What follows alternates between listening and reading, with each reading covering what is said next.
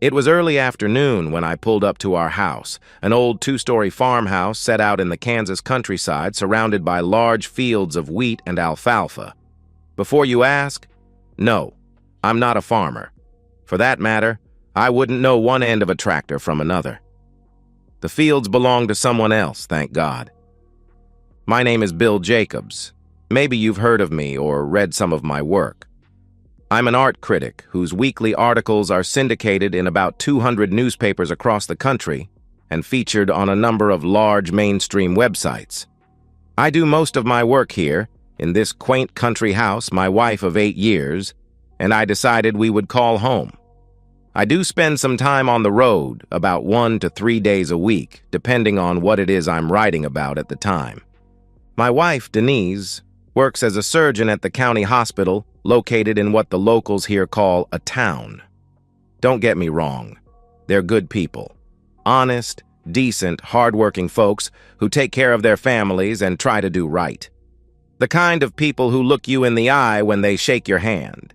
It's just that the town isn't quite what I'm used to, having lived in Southern California most of my life. I met her at an exhibit in Los Angeles.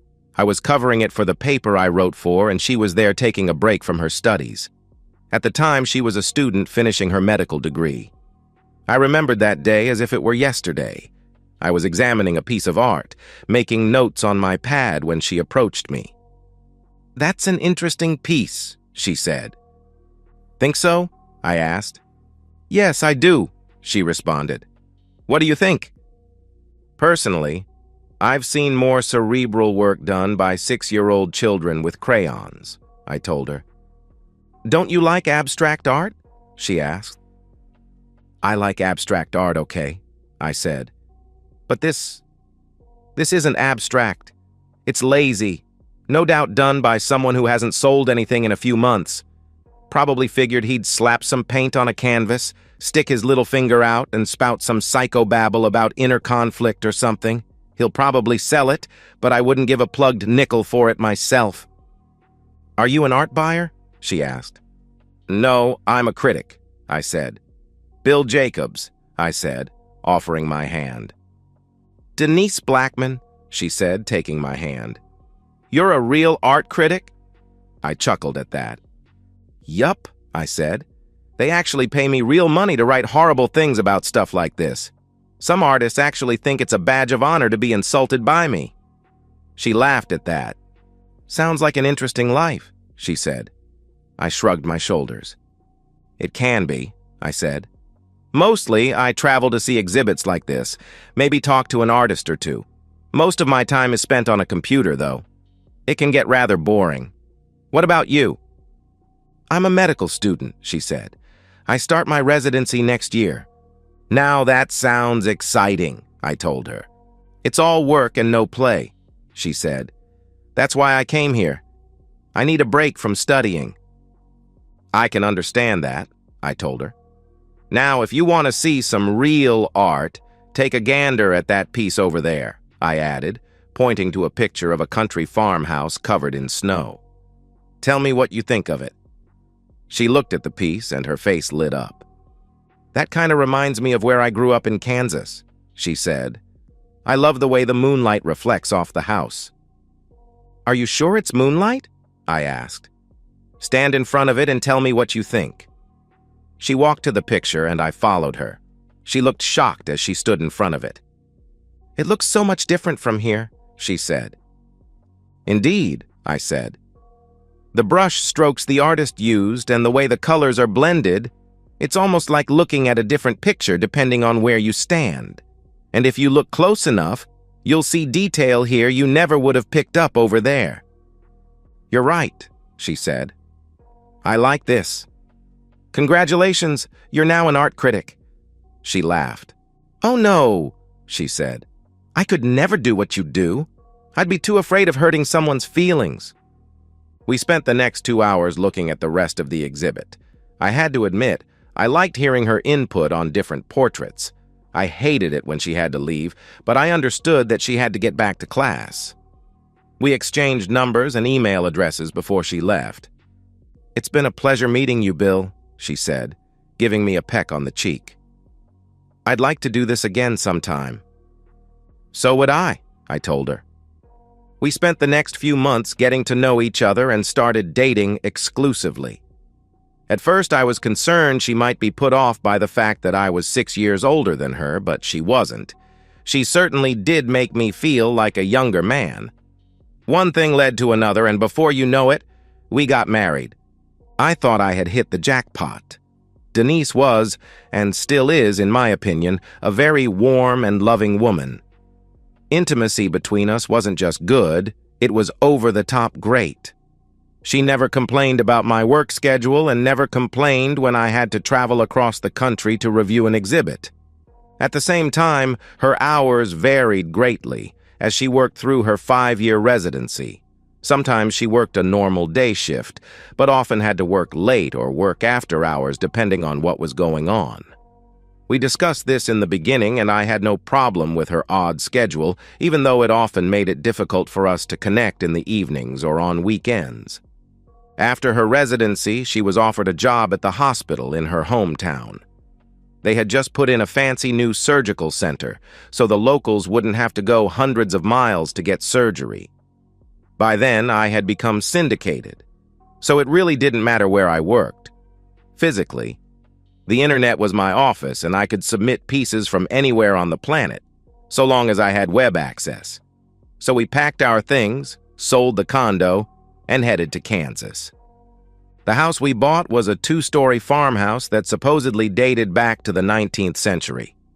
Everything had been upgraded, so it sported all the modern conveniences, including central air conditioning. I made sure it had cable access, which included high-speed internet, which was crucial for my work.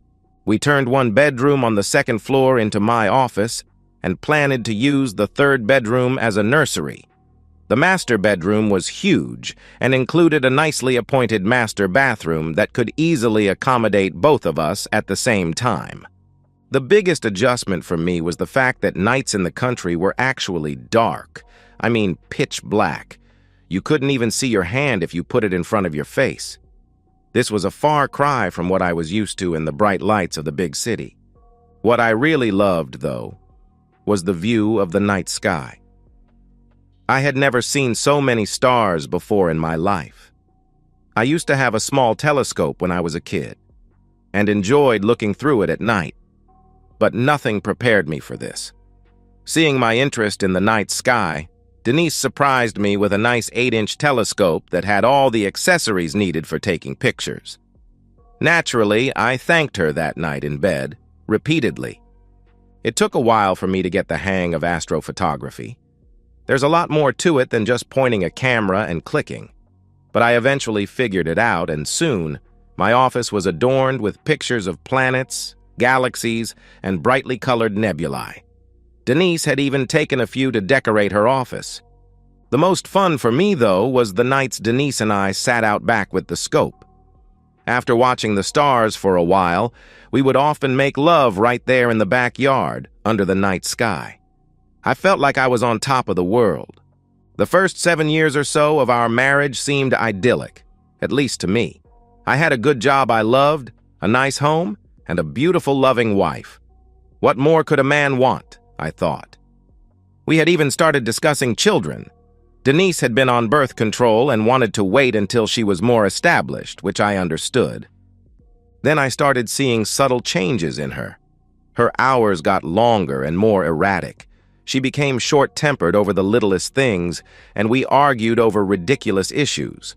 I figured it was the stress of her job, so I didn't say much. One year, she was asked to attend a medical conference in Wichita. The conference lasted 5 days, starting on a Monday.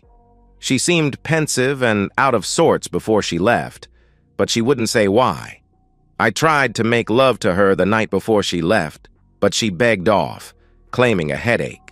The next day, she left, promising to call me every night.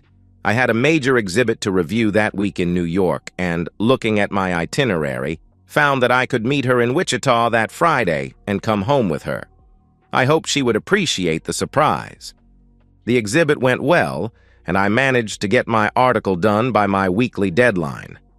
Denise called every night as she promised, but I got the feeling that she would rather do anything other than talk to me.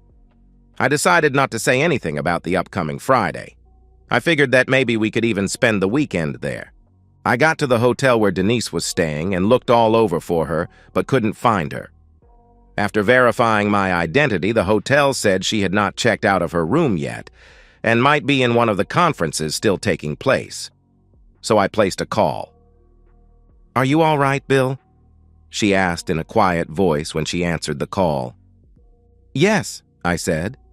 "I thought I'd surprise you by stopping by on my way back from New York. I figured we could spend the weekend here and then go home together. Where are you? Are you in a seminar or something?" "Well, yes, I am," she said, sounding irritated.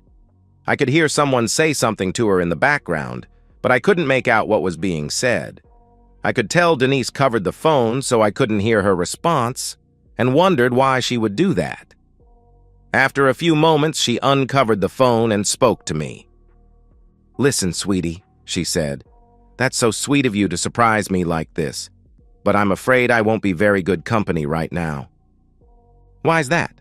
I asked. "Well, I've been invited to observe a couple of procedures over at the hospital here by the head of surgery, so I'll be here for another day or so," she said. "I didn't know about it until just a couple of hours ago. I'm sorry. I'll be home Sunday night and we can make up for it then." "Yeah, okay," I said. "It's just that I've missed you all week." "I miss you too," she said. "Please go home and I'll see you Sunday night, okay? Promise." "Okay," I said. "See you then. Love you." "Love you too," she said. She didn't immediately close the connection, and I thought I heard her say something about dodging a bullet. It's possible I didn't hear her correctly, but that's what it sounded like. So I went back to the airport and caught a flight back home. To say I wasn't very happy was an understatement.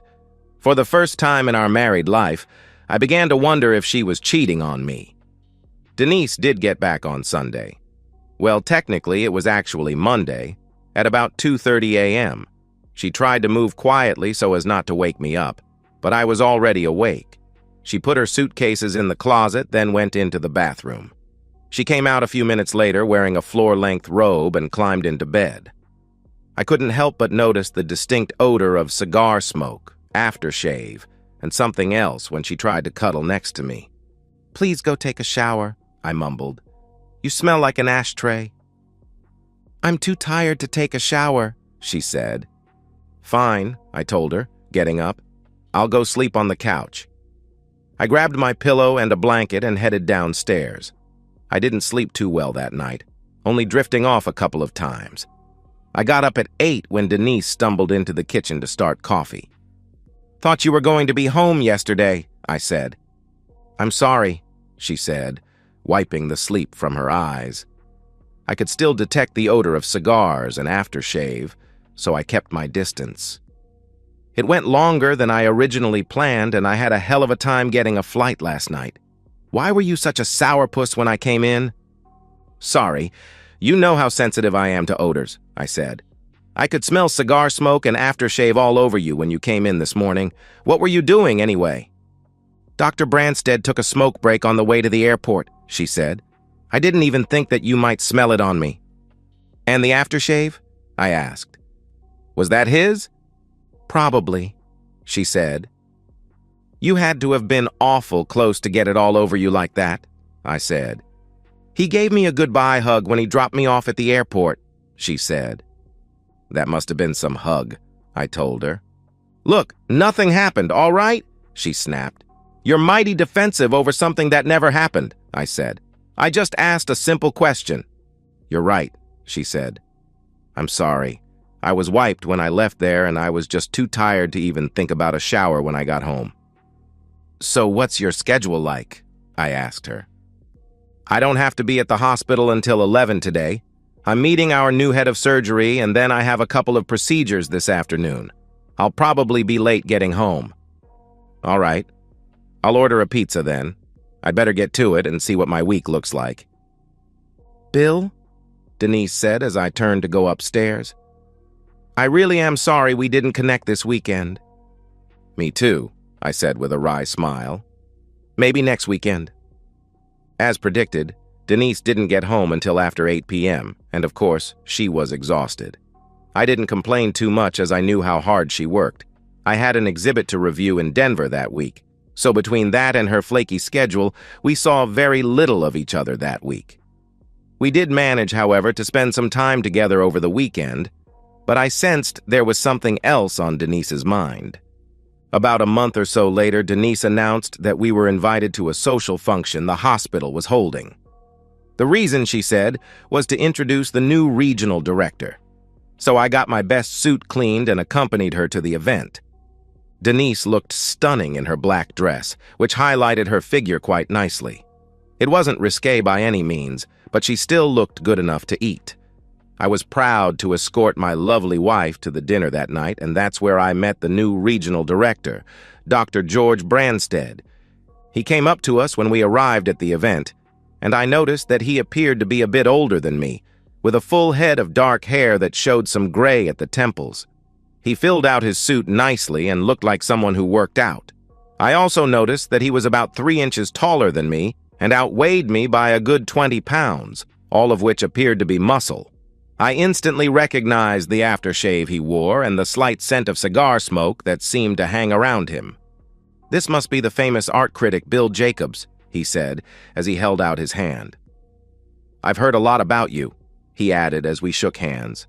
"In fact, I have you to thank for keeping me from making a bad decision." "How's that?" I asked. "Well, that article you wrote about the exhibit in Washington, D.C. a couple of years ago," he said. "My wife and I had been thinking about getting a couple of new pieces of art that were being shown there, but after you did that review, we changed our minds." "Glad to be of service. I take it you already know my wife from that conference in Wichita." "Yes, that's quite a woman you have there." I noticed the glances between them and wondered if there was something else going on. "Yes, I agree," I told him. "She's quite the surgeon. I have big plans for her and I'm quite sure she's up to the task," he said, looking at her. I noticed her face turning a bit red and wondered what it was that would embarrass her like that. The evening went fairly well.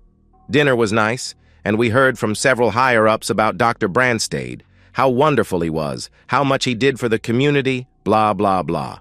Then we were dismissed to enjoy the open bar and the dance floor. Denise and I danced several times, and she took a turn or two with Dr. Branstead. I watched as they danced, and it seemed to me they were a little closer to each other than I considered appropriate. More than once, I saw him whisper something to Denise, causing her to laugh. A couple of times, she glanced my way after he said something to her, and I wondered what it was they were discussing. He escorted her back to me and made a show of offering her hand to me.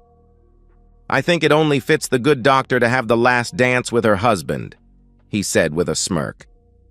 I thanked him and took Denise's hand. I held her close as we danced, and I noticed the cigar and aftershave smell on her. I wondered if this was how she got his stink on her at Wichita. Finally, the dance was over and we left. Looking around, I saw Branstead leaving the venue alone and wondered where his wife was. We left and drove home. "I noticed George was alone tonight," I said. "What happened to his wife?" "He said she wasn't feeling good enough to come," Denise said. "You two seem to hit it off nice," I told her. "Do I have anything to be worried about?" "Of course not," she said. "You're the only one I love." "I'm glad to hear that," I said. "And you're the only one I love. So, what are these so-called big plans he has for you?" "There's been talk of having surgeons travel to do procedures at different hospitals in the area. I just happen to be on the list." "I see." It sounded to me like he had something else in mind. "I don't know what that could be," she said. I had never caught her in a lie before, but something about all this didn't sit right with me. I decided to drop the subject until I had more information. Things were a bit strained over the next couple of months. Denise's schedule was even worse than before. She was placed on a team that saw her traveling to clinics and hospitals throughout this part of the state, and I had no idea when she would be working. We hardly ever saw each other, and when we did, it was only to say hello and goodbye. Frustrated, I tried to get her to change her schedule so we could spend time together, but it seemed that she was more concerned about working her way up the ladder than anything else. Something about all of this didn't quite pass my reporter's smell test. Part of me thought about hiring a private investigator, but a couple of things stopped me. First of all, if she was innocent, she would be royally pissed over me spying on her, and with good cause. Second, I didn't want to spend a lot of money only to find out nothing was going on. Fortunately, I had a lot of friends in the news business who were investigative reporters, something Denise didn't know. So I reached out to a couple to see what they could dig up on Dr. Branstad and his traveling medicine show. I was in Seattle reviewing an exhibit when I got a call from Denise telling me she would be in Topeka for the weekend for some kind of meeting. I had just about had it with all of this, and it took everything I had to hold my temper.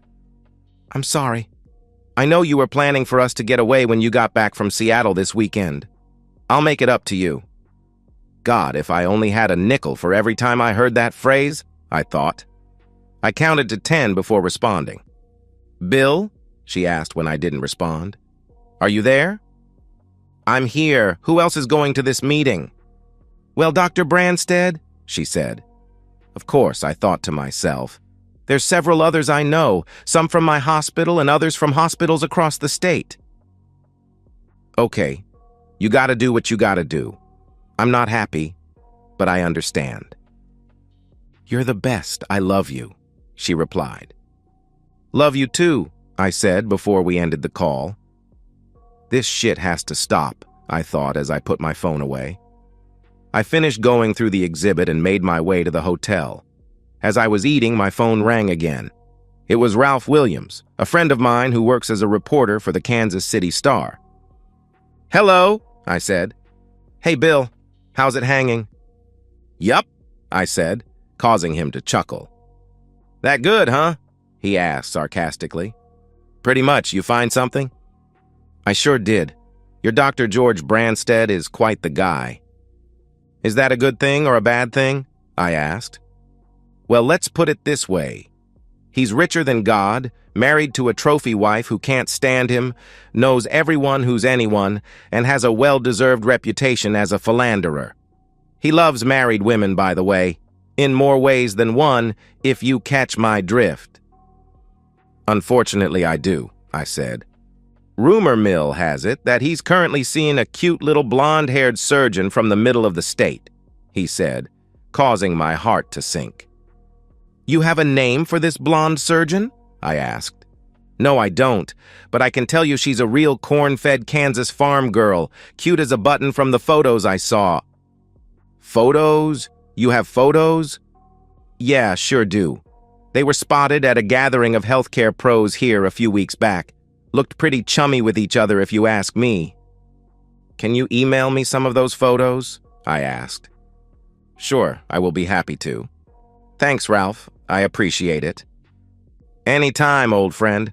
By the way, turns out the good doctor was caught in a scandal out west a few years ago."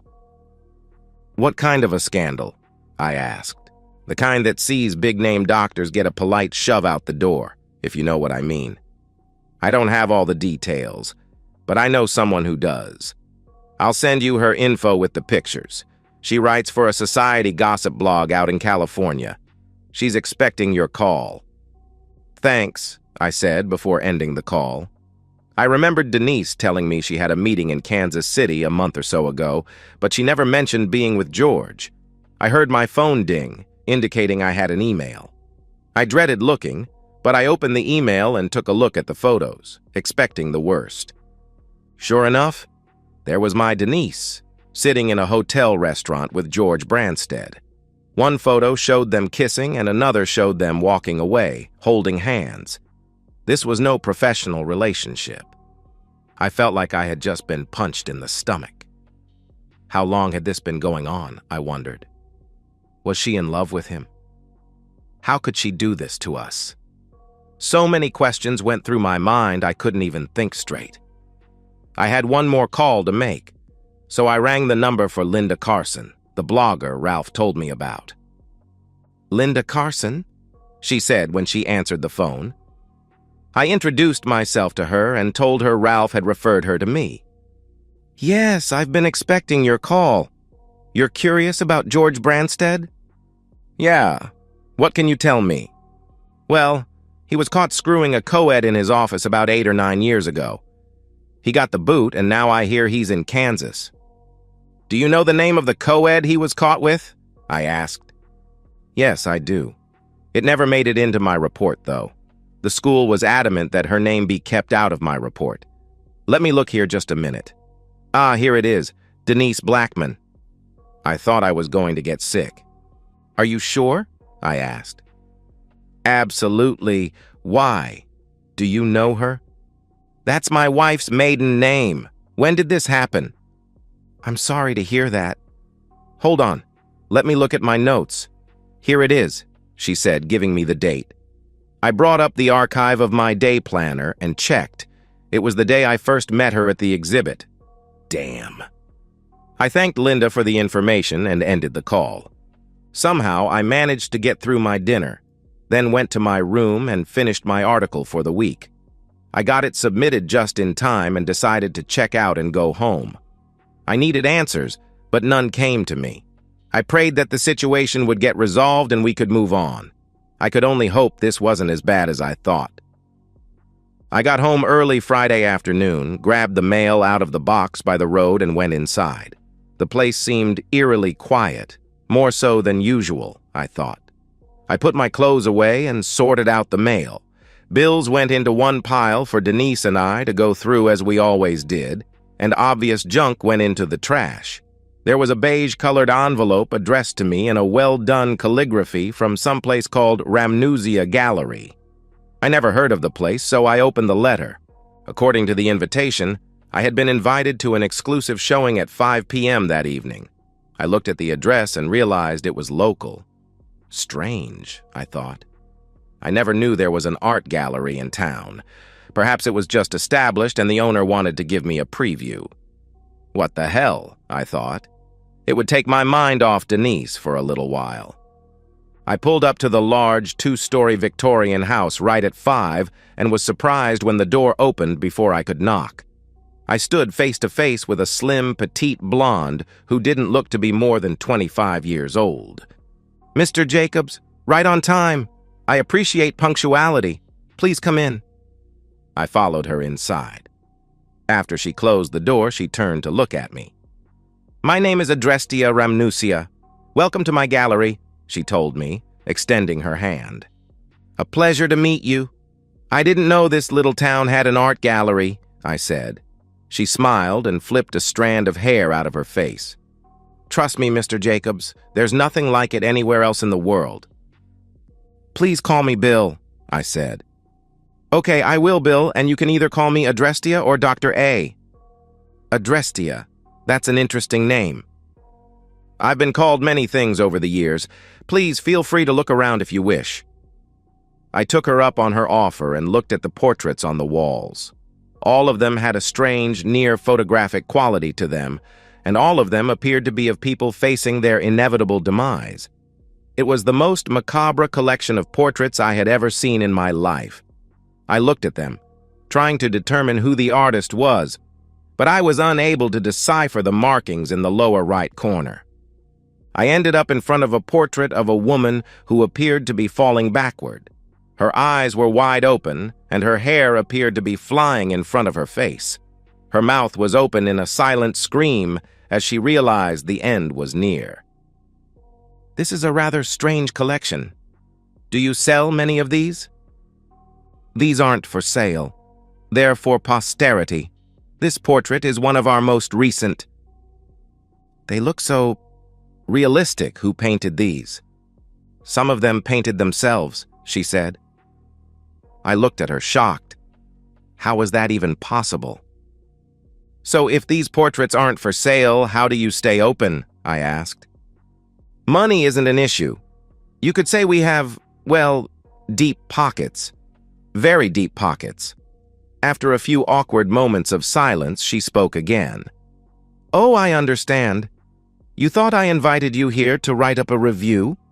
Isn't that why you sent me that invitation? I asked. She smiled and shook her head. No, it's not. I'm sorry if you got the wrong impression. Actually, I have something here just for you. Please come with me. I followed her through a set of double doors into a room that contained a covered portrait on an easel and 2 chairs with a round table between them. Please, have a seat, she told me, gesturing to the chair on the right-hand side of the table. I sat and watched as she went to the portrait and removed the cover. To say I was shocked was an understatement. There in the portrait was Denise, wearing a sexy black dress showing a lot of cleavage. Her hair was well done, and her nails were painted a deep red. I noticed her rings were missing from her left hand, which happened to be on top of another hand attached to, you guessed it, George Branstead. She smiled as she gazed at George with a look that screamed, "F me." It was a look I had seen many times since we first met. I sat back in the chair, shocked. But this was a painting, not a photograph. How could it possibly have been done on such short notice? I asked myself. Is this real? Is this some kind of a sick joke? I asked, upset with the portrait before me. No, it's not. You're probably wondering right now if this is really happening, Adrestia said, as if reading my mind. Trust me, it is real. I can't explain it in any way that would make sense to you, but I can assure you it's real. She covered the portrait and sat in the chair next to me. I know this is a terrible shock to you, she said. I nodded my head, feeling numb. Yes, I stammered. I also know you've suspected your wife has been cheating for a while, but you've gotten no real proof, she said. How would you know that? I asked. It's my job to know, she told me. Who in the hell is this woman? I asked myself. She smiled, almost as if reading my thoughts. Please come back at 11 p.m. tonight. Your questions will be answered once and for all. Numb, I got out of the chair and let her lead me to the front door. Remember 11 p.m. tonight? I nodded my head and left after she closed the door. I went home, ate, and tried to keep my mind off what Denise was doing, but it was impossible. I thought about drinking a beer, but decided I wanted to be clear-headed when I went back to the gallery. So I watched some television and tried to take a short nap. I finally dozed off for a bit and woke up just in time to brush my teeth and get to the gallery. The door opened just as I was ready to knock, and Adrestia motioned for me to come inside. I followed as she went into the private viewing room. After I sat down, she pulled the cover off the portrait. I was shocked to see Denise, naked, riding George Branstead. What kind of trickery is this? I looked at Adrestia, confused. Please, come into my office, she said. I got up and followed her up the stairs. I looked around when we entered her office. There were shelves filled with what looked like ancient books and scrolls. A computer monitor sat on her desk, and another large monitor was attached to the wall. She made a cup of tea, handed it to me, and sat behind her desk as I took a sip. Strangely enough, I felt somewhat better. What's going on? How could that portrait have changed? Perhaps this will help make things clear for you, she said. After moving her mouse around a bit, the monitor on the wall came to life. I could see Denise bouncing on George for all she was worth. I could see his erect penis filling her as she ground down on it. When she lifted, I saw white globs on his shaft and knew that he had finished inside her without a condom. She lifted one leg and lay down next to him, his semen running out of her cheating. Oh God, that was so good, George said. Denise laughed. Yes, it was, sweetie. The best, she replied. Think I managed to get you pregnant tonight? He asked. Possibly. I quit taking my birth control, and I've been careful about not letting Bill intimate with me lately. He laughed. Think he'll believe it's his child? He asked her. I hope he does, she replied. Why do you stay with that loser? He asked her. Why do you stay with your wife? She asked in response. You think he suspects something? George asked. No, he doesn't, she told him. He believes whatever I tell him. I had seen and heard enough. I saw her phone on the nightstand and called her. I could see her phone light up as the call went through. She picked it up, looked at it for a moment, then declined the call and put it back. "Who was that?" George asked. "Him. Probably just got back from Seattle. Now come over here and intimate with me again." He started to get above her, but I called her phone again, interrupting them. Denise grabbed the phone, declined it, and tossed it back on the nightstand, this time extending her middle finger. "What did you do that for?" George asked. "'Cause he's pissing me off," she said. I was about to research the number to their hotel when Adrestia handed me a piece of paper. "Here's the number to their hotel. They're registered in room 625 as Dr. and Mrs. George Branstead." Pissed, I thanked her and dialed the hotel. When I got the receptionist, I asked for room 625. I heard the room phone ring in the video and saw George pick up the receiver. "Hello?" he said. "Put my wife on the phone right now," I growled. As I watched, he looked at the receiver and slowly handed it to her. "It's for you," he said quietly. Denise took the receiver and answered. I could tell she wasn't too happy, but I didn't care. "Hello?" she said quietly. "Well, hello there, Mrs. Branstead," I said. I saw her face go pale in the video. "Having a good time, I see." "Bill, there's nothing going on. Why are you so upset?" "Why are you being intimate with Branstead? Why did you register as Mrs. Branstead? Did you divorce me without saying anything?" "Bill, nothing happened," she said. "Bull***, I told her. She recoiled when I said that. I had never used profanity around her before, and it caught her off guard. "I just watched the two of you. Did you honestly think you could get pregnant with his child and have me raise it? Are you out of your mind?" "You saw us?" Denise asked, looking around for a camera.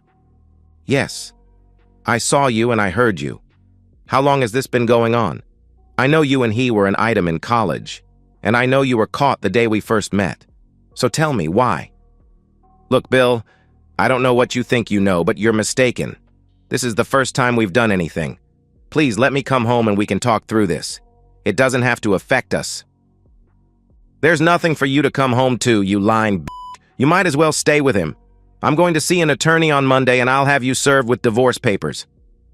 "I don't want a divorce. Please don't do this. I love you." "Yeah, I can see how much you love me. Like I said, don't bother coming back. I don't ever want to see your face as long as I live." I ended the call and watched as she handed the receiver back to George, tears falling down her face. "I gotta go," she said, scrambling for her clothes. "I gotta fix this with Bill." "Why?" George said. "I could hear him on the phone. He's divorcing you. That frees you up." She shook her head. "I gotta make this right with him," she said as she dressed. George got out of bed. "Well then, I'll drive you. You're in no shape to drive and there's no telling what he'll do to you." "Bill would never hurt me," she said. "Under normal circumstances, probably not. But he just caught you cheating on him. There's no telling what he'll do. Does he own a gun?" She shook her head. "No," she said. "Still, I'm driving you home and that's all there is to it," he said. As we watched, they dressed, then packed up and left the room. I noticed her rings were still sitting on the nightstand where she had left them. I looked at Adrestia before speaking. "How did you get that camera into their room?" I asked. "Trade secret. Did you mean what you said about not wanting to see her face again?" I nodded my head. "Yes," I said. She closed her eyes for a moment before speaking. "Very well. Why don't you go home and try to get some rest?" "Maybe I should," I said. She took my head in her hands and I felt a giddy warmth spread throughout my body. "Things will get better, trust me," she said. Strangely enough, I did. I left her office and went home. Denise was right. I didn't have a gun, but I did have a nice Louisville slugger. I laid down on the couch and set the bat on the floor next to me. I woke up when I heard pounding on the front door.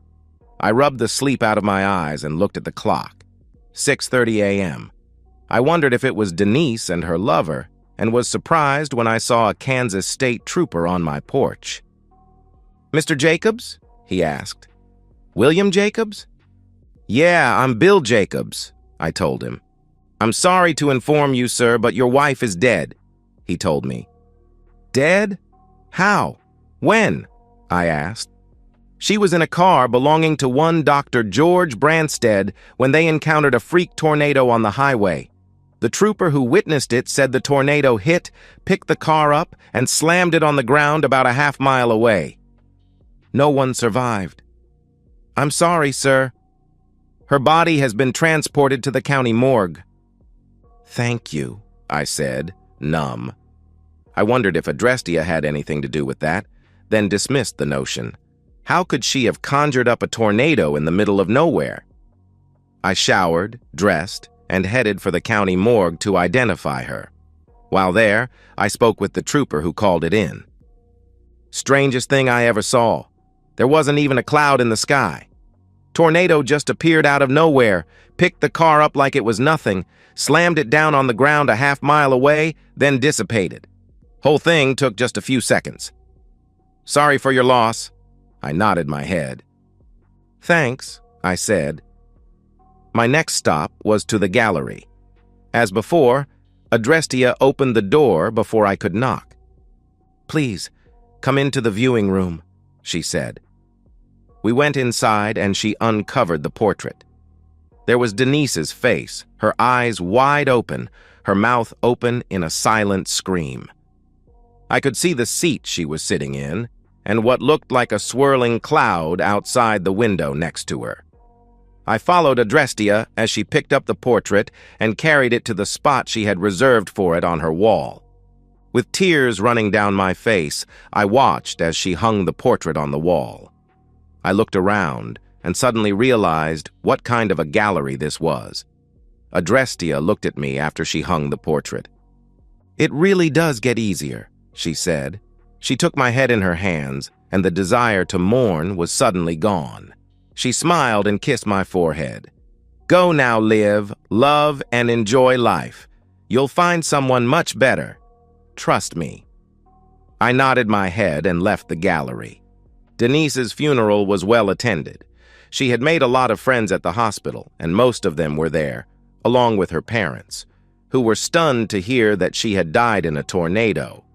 I accepted the condolences that were offered, but strangely enough, I felt no need to mourn.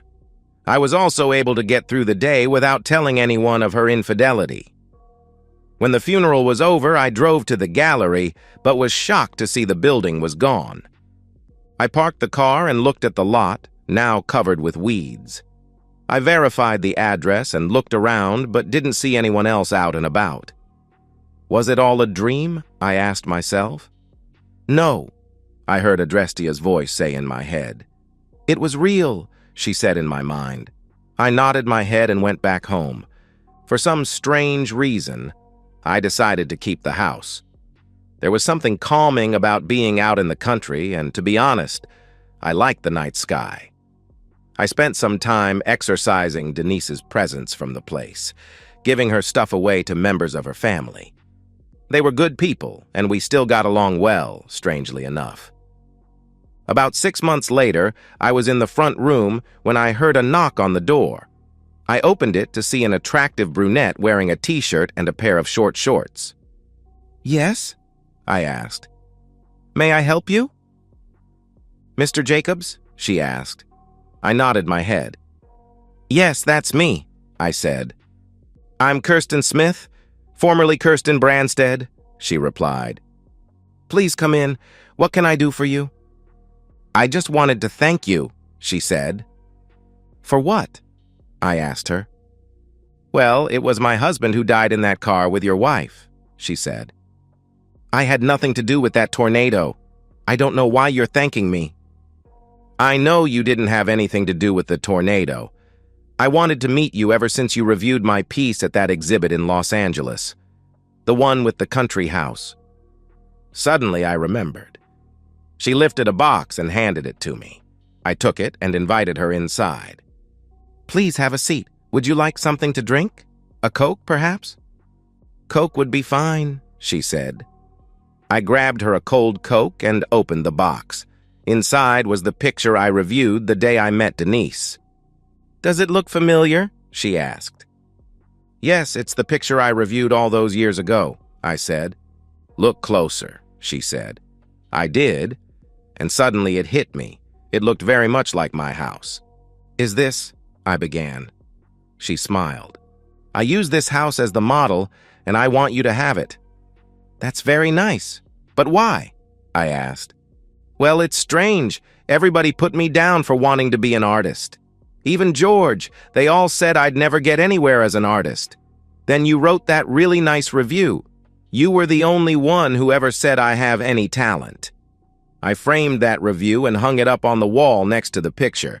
After George died, I was going through everything, and I heard this little voice in my head tell me to give it to you. I thought I was just hearing things, but the voice kept coming back.